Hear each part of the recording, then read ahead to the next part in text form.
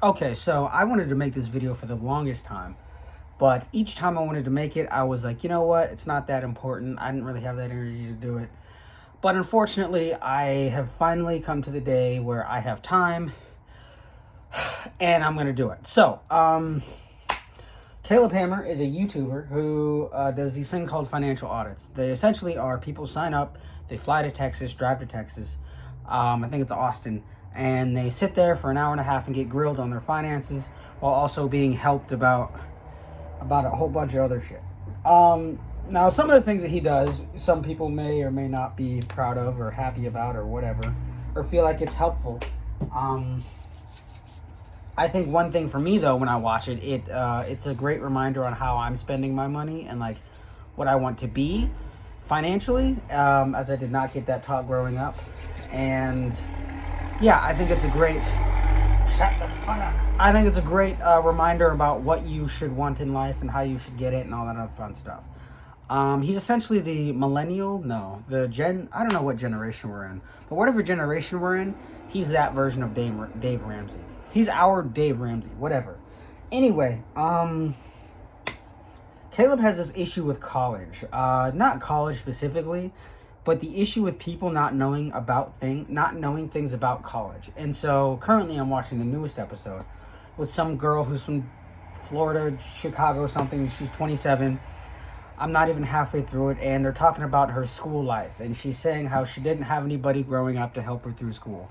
And then Caleb does this whole boo-hoo, poor me type shit, where it's like, that was the same for me and the other people that worked in the office.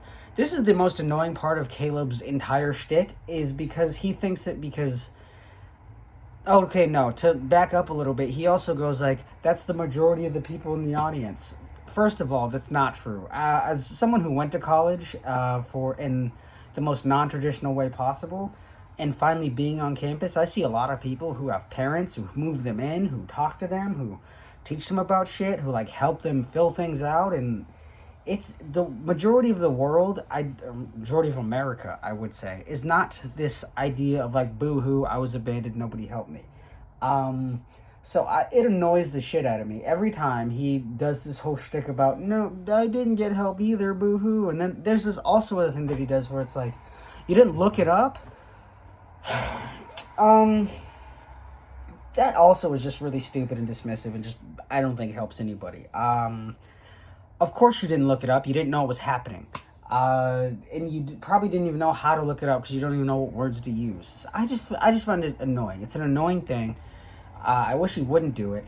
I wish he wouldn't take this, I wouldn't say defensive, but like boo-hoo attitude towards people who say that they didn't have any help growing up about college or all this other stuff. Because yeah, a lot of these people are going to take loans because they realize they need to go to college or it's going to be losers, and that's not necessarily true at all. But that's kind of the mindset that a lot of people have who are between the ages of like 16 and 28, and